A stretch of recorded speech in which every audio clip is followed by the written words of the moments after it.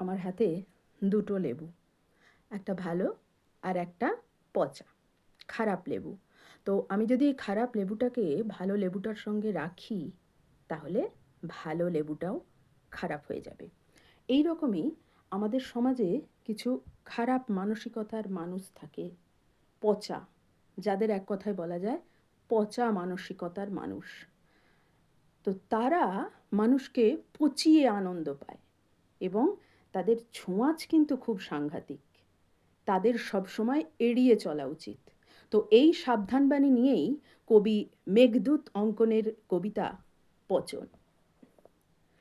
ভালো লেবুর পচন ধরে থাকলে পচার পাশে, সব ভালোদের পচিয়ে পচা মুচকি মুচকি হাসে।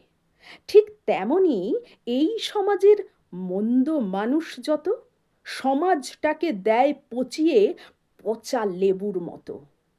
পচন থেকে বাঁচার উপায়, পচাকে ত্যাগ করো, আর না হলে পচতে পচতে নিজেই পচে মরো।